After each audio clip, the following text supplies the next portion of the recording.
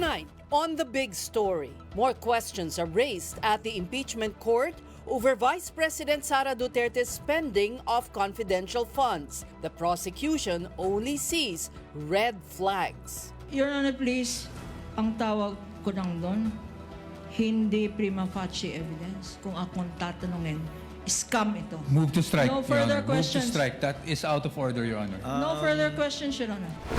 This went around for hours. The ICC wanted Senator Bato Dela Rosa has been captured, but it's news that law enforcement agencies were quick to put to rest. Where are the flood control projects? That's a question as rain submerged several barangays in Pangasinan again. And hail to her who raised the flag. Alex Ayala's historic win is now a cause for celebration in the Philippines, even briefly bridging the political divide. Super grateful for all the fans who waited. They really stuck it out, and the people back home I know couldn't get a lot of sleep. So super grateful, and I hope you guys enjoyed the end of the final. Good evening, I'm Ces Oreña-Drilon. We begin with House Private Prosecutor Lorna Capunan calling the alleged misuse of 612 million pesos in confidential funds as a scam. Capunan made the remark on day 12 of Vice President Sara Duterte's impeachment trial. Today, more questions were also raised on how Duterte's agencies spent a budget supposedly without proper receipts. This is tonight's big story from mobile journalist Arles de los Santos. Your Honor, please, ang tawag ko lang doon, hindi prima facie evidence. Kung akong tatanungin, scam ito. Move to strike, No Your further Honor. Move to questions. strike. That is out of order, Your Honor. No further questions, Your Honor. So stricken, Move to strike. So stricken from the record. No further questions. Direct examination is completed. That was how Private Prosecutor Attorney Lorna Capunan concluded her direct examination of former State Auditor Attorney Roderick Wamil.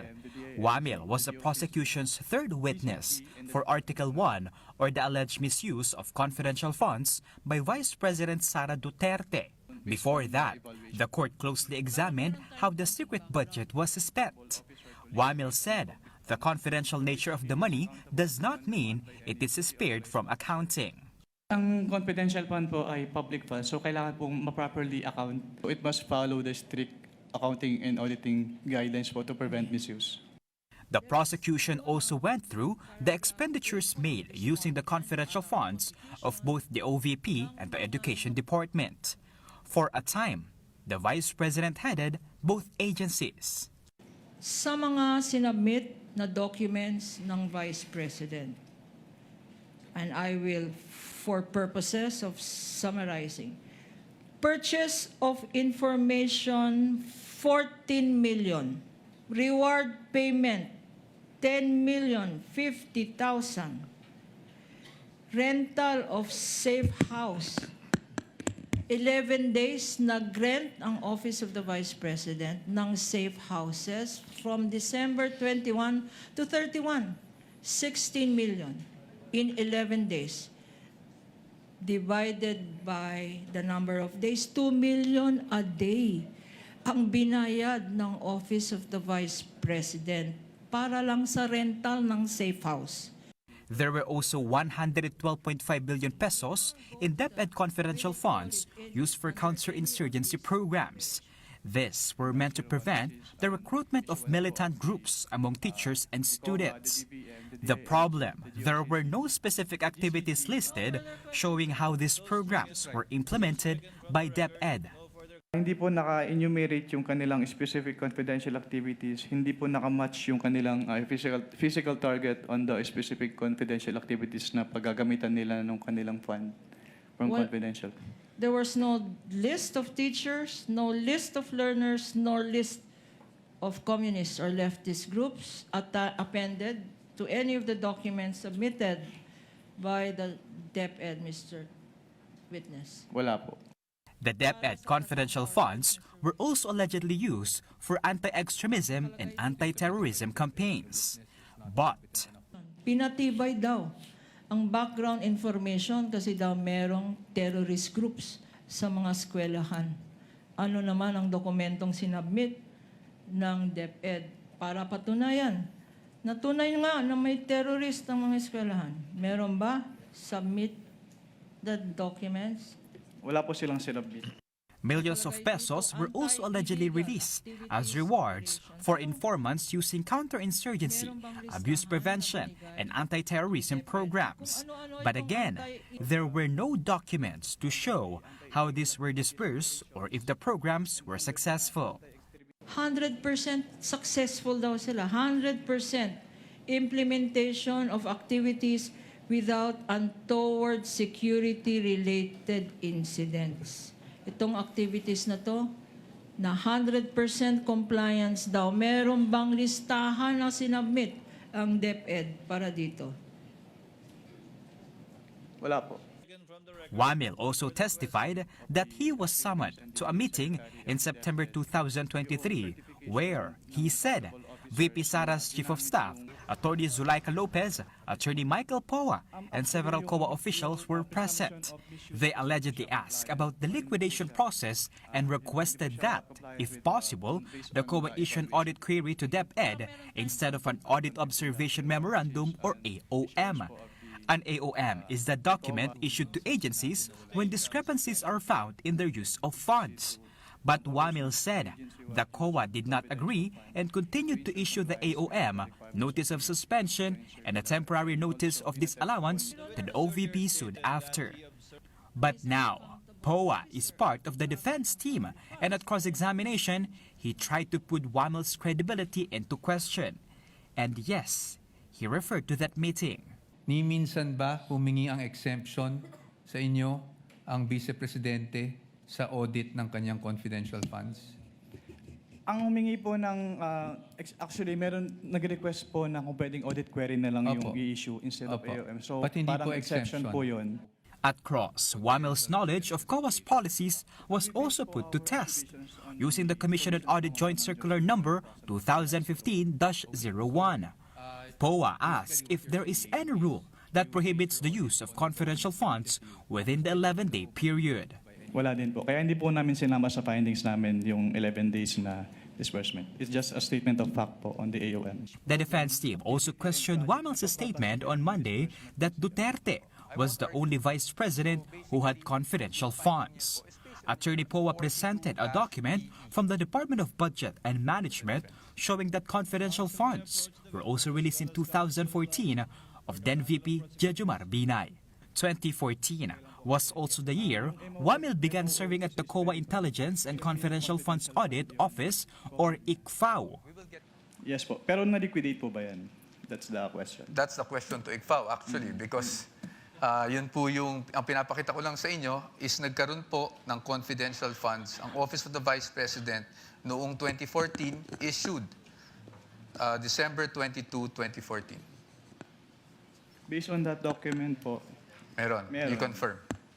But that's okay, no? Because maybe you were...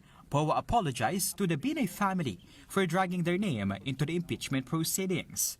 The defense also presented a COA circular from October 1992 which states that confidential activities may not be disclosed if doing so would endanger national security or the success of the mission. POA asked Wamil whether he was familiar with its contents, particularly the provisions on intelligence and confidential activities. Attorney Kapunan immediately objected, saying the document was outdated. After the trial, Prosecution Counsel Attorney Kapunan said they plan to subpoena Mary Garce Piattos to testify. This move may well end the mystery surrounding the controversial name. Hinahanap pa namin eh. Hindi pa namin makita kung saan na kami pumuntang Mary Grace. Hindi, wala naman doon. Pagkapadala namin sa Office of the Vice President yung subpoena. Kapatid Arles de los Santos, we are One News. Meantime, this afternoon got stirred up a bit when word spread that fugitive Senator Ronald Bato Dela Rosa had been captured. Social media was abuzz with the information. One of Dela Rosa's lawyers, attorney Jimmy Bondoc, had this cryptic post on Facebook, and we quote, "Bad news is coming. Pray hard that it is not true for the good of the nation." The post has since been deleted.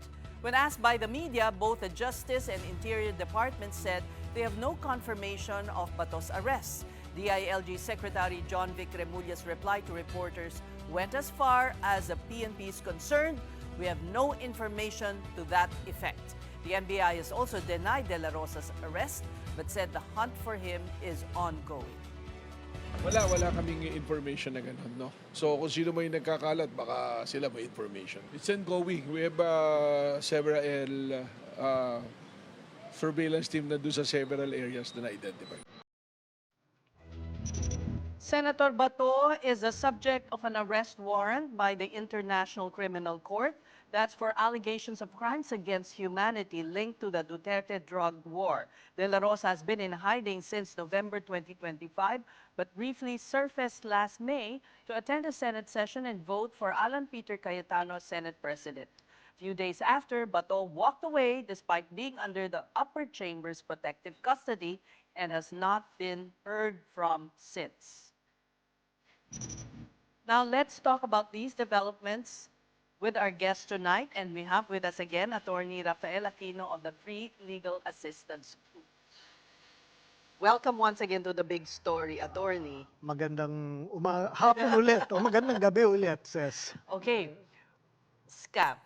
Tama ba si Attorney? She was able to put that in as she closed her presentation of evidence in the case of Wamil, the COA auditor. Yes, that was her last word during her, I think it was her redirect, right? Of course, it was objected to by Attorney Poa, vehemently, but it was kind of drowned out by the uproar it caused. I also did not hear how the presiding officer ruled if it was allowed to stand on the record. No. It was stricken off the Stricken. record. Yeah. But did she go too far? In another court of law, anong mangyayari pag ginawa mo yun? Well, it would have been stricken out and that would have been the end of it. Okay, it's not on the record, so on appeal, that should not be on the record already, and it won't. The danger there is that it gets to taint the minds of those who will look at the record. If it's not there, then no harm, no foul. Okay. But did she get to prove that it was a scam? That is not yet. Not yet. But the prosecution, I think, is well on its way to proving misconduct. One curious thing, however, was Attorney Poa pointing out that the AOM, or Audit Observation Memorandum, of the, I think it was the last quarter of 2022, was late. I mean, it came in September. They submitted their liquidation January within the 30-day period, and curiously, it came after the budget hearing of the COA at the House of Representatives. So makikita mo may political pressure then. Yes. Does that taint it somehow? That was a valid point to raise during cross-examination. And to the credit of the defense, they did raise it, and it suggests political targeting. Of course, it might just be that a delay of 8 months is always not acceptable. It should be unacceptable. Even on the part of our constitutional agencies, they should do their job promptly and should not have waited for that long. Especially since they're making a big deal out of the time that the agency, in this case, both the VP's office and the DepEd should give out its liquidation, disbursement, etc., physical, financial plan in time. 30 days, I Yes. think, is the... Yes. Yes, yes. So medyo menos yun. Oo. But in the prosecution, where did they score? Where did they prove their case? Well, first, there were no major mishaps with regard to Attorney Kapunan's direct examination. But the biggest scores, I think, were tallied during her redirect after the cross-examination, when she managed to bring back the conversation to first principles. Okay. What I mean by this is that, number one, she was able to remind, through her questions, everyone that these are public funds.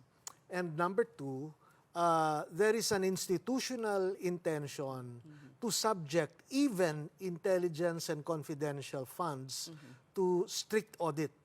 Okay, it's strict audit, not any lesser kind of auditing standard. Even if you term them as intelligence or confidential funds. Yes. Okay. Okay.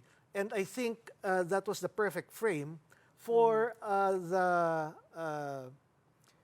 omissions that were pointed out during The direct examination. So sometimes that is better. In fact, I think she said when Attorney Poe was objecting, she said, you opened this door. Yes. It was you who opened this door somehow. Because, well, one is, he said, the first tranche was actually not part of the GAA. It was from the Office of the President. Yes, yes. Yeah. Okay. Yes. It was correct to point out that POA, during his cross-examination, touched on he opened that door, which allowed Attorney Kapunan to further develop it in redirect. For lawyers like myself, Okay. this is what we see in courtrooms.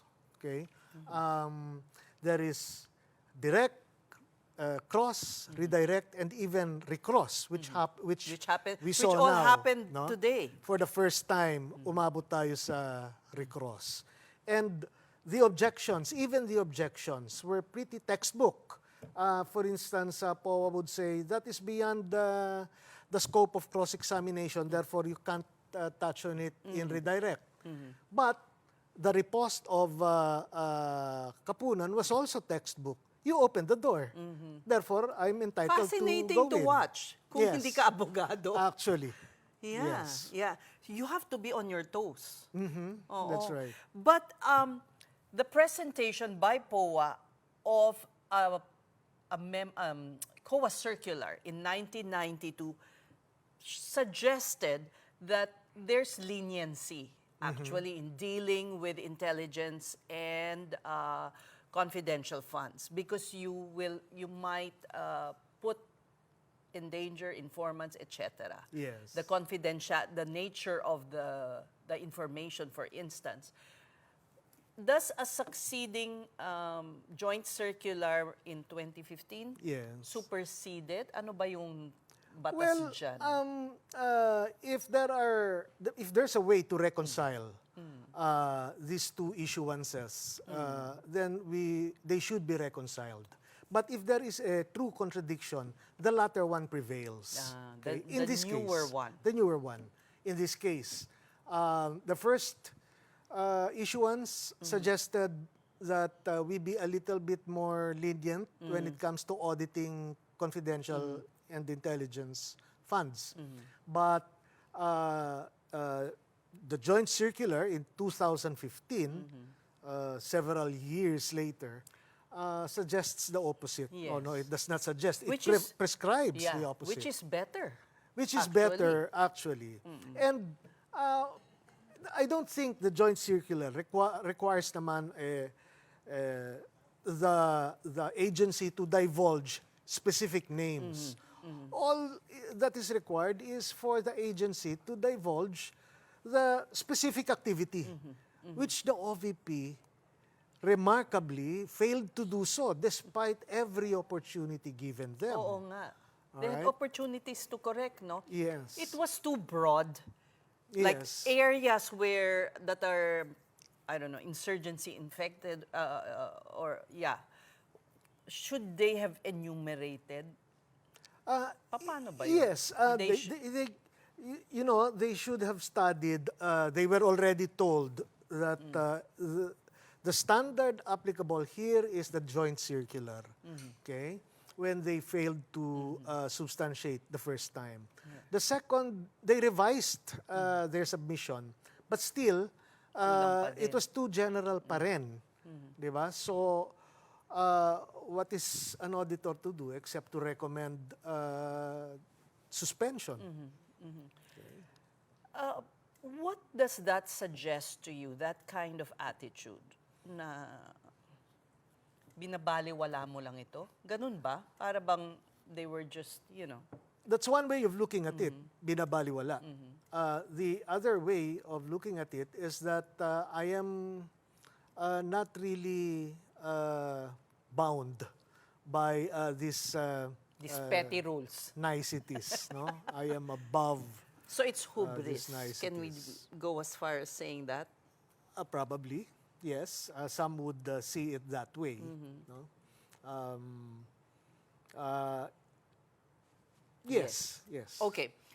Another curious thing, kung nakapuntos ang defense dun sa parang putting some suspicion on how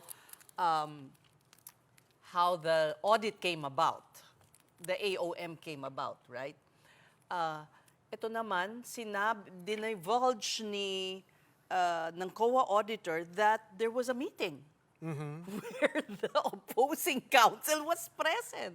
What is that? Well, What first does- of all, from a purely tactical point of view, it was a powerful tactic. It's always a powerful tactic if you could somehow draw in opposing counsel. And Put that some is- doubt, Yes, as to cast doubt on your rival. yes, that a suggestion that is somehow part of this The scheme. the scheme. But Was- it is also it should be seen with it should be measured naman, no, the way we look at that meeting, because there are and this was even admitted by the witness, other agencies do seek audiences.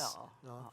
What is really bad was that suggestion coming from attorneys Poa and Lopez Zuleika Lopez.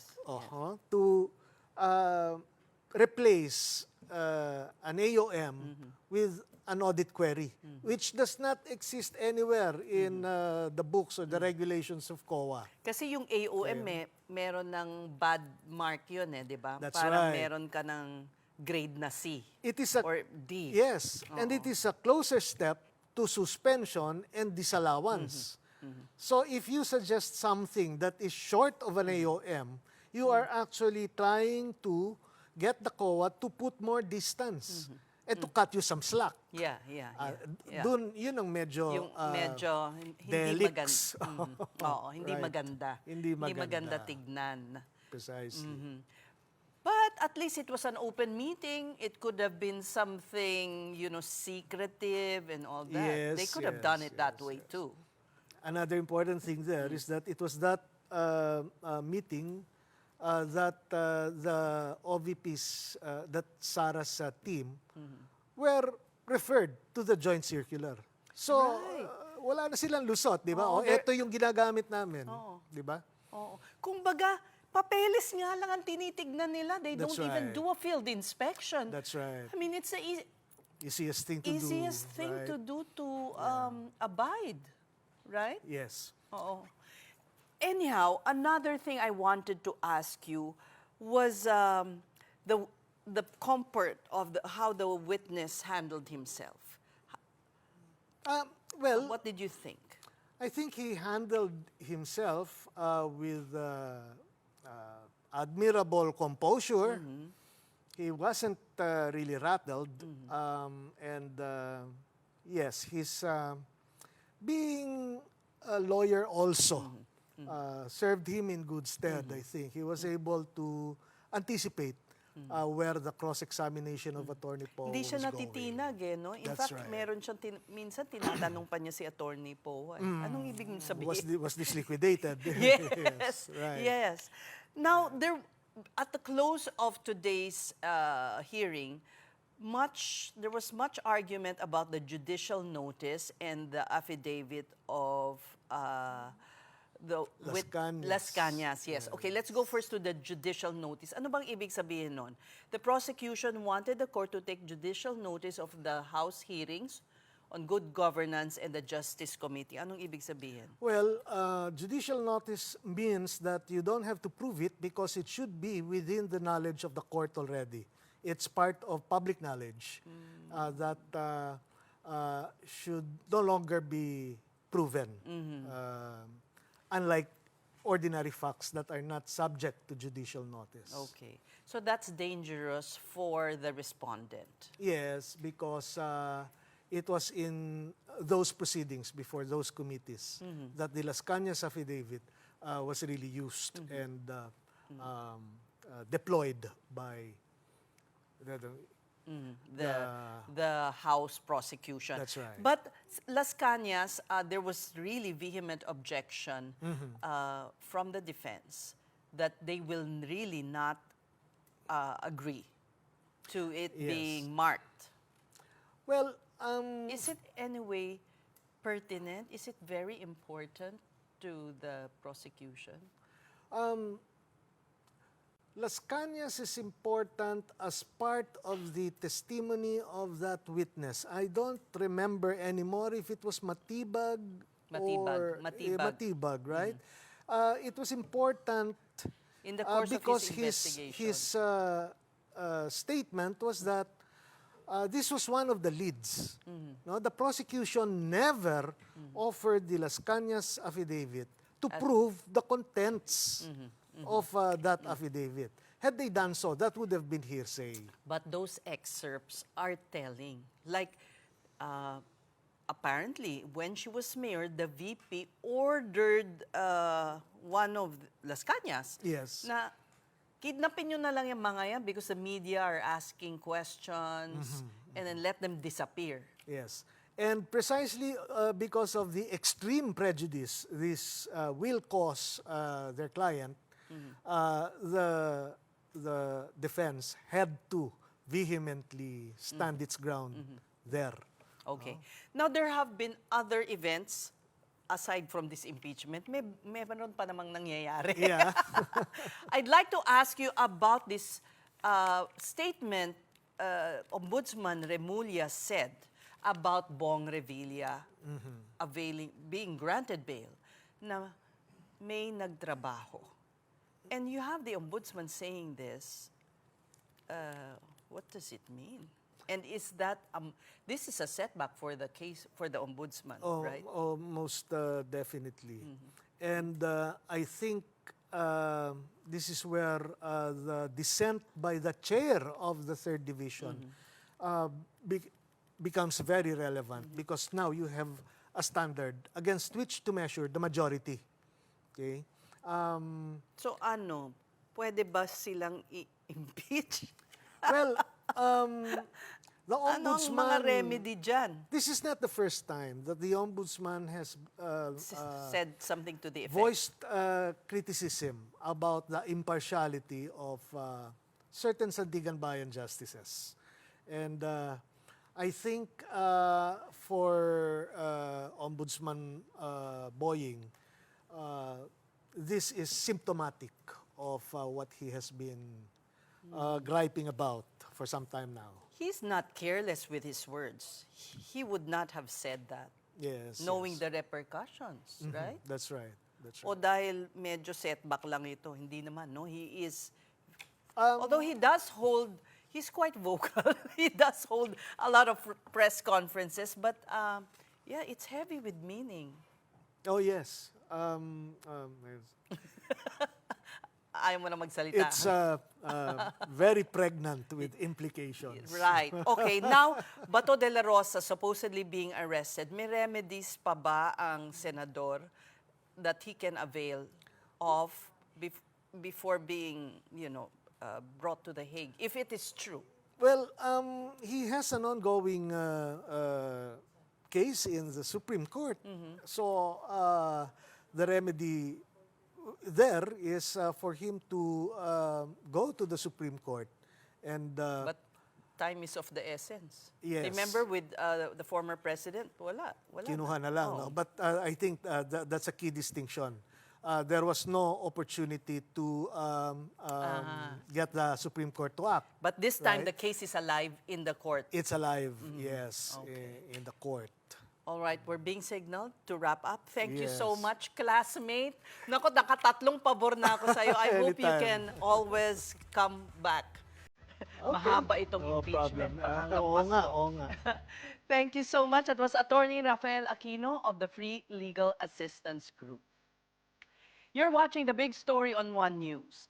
The rains we're experiencing may not be letting up anytime soon. Another low-pressure area is hovering. We have the latest weather report next. Stay tuned.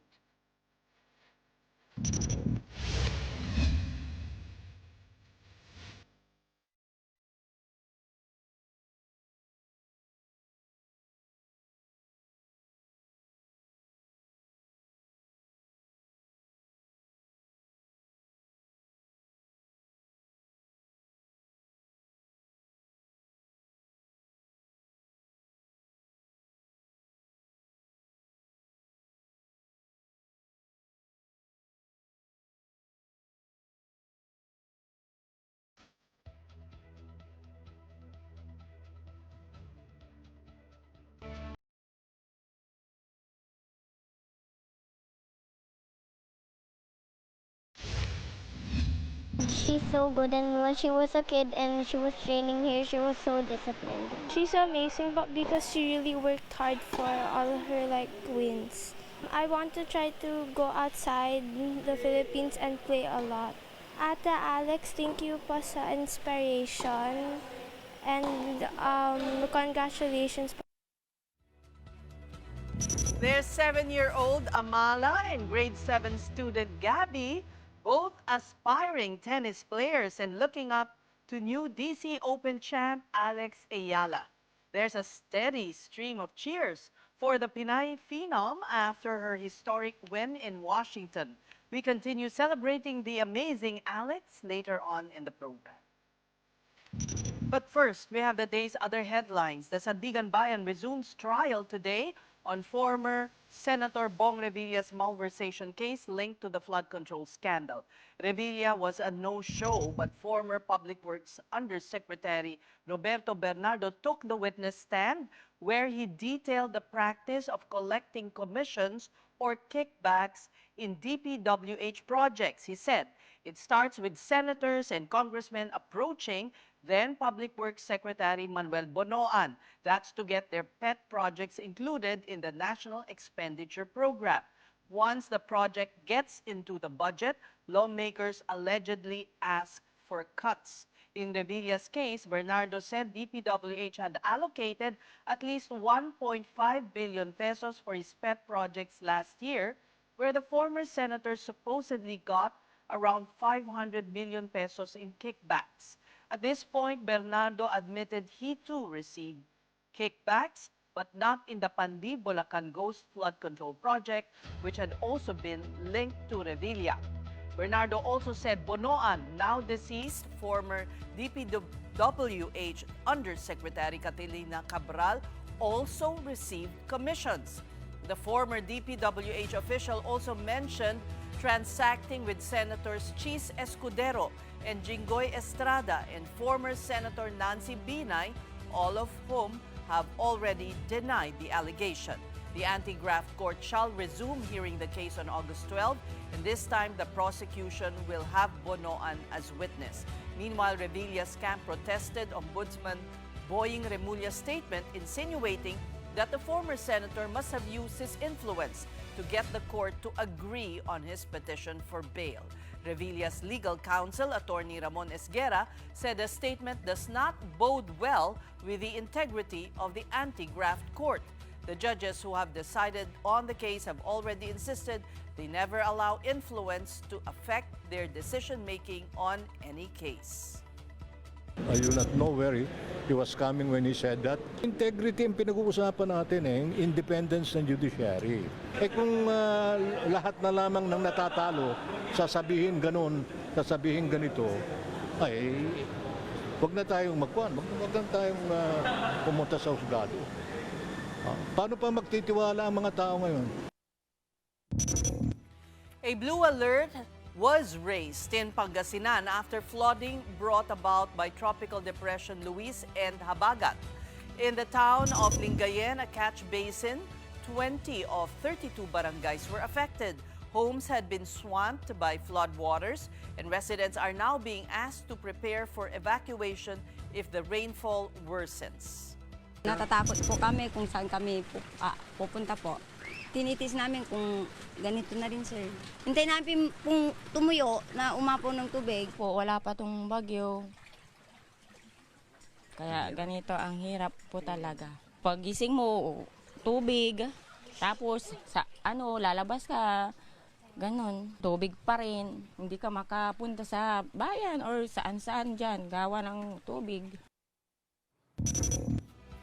Aside from being a catch basin, the Lingayen Gulf is also home to storm surges. Some barangays also pointed to silted creeks, which is why flooding reportedly takes up to 5 days to recede.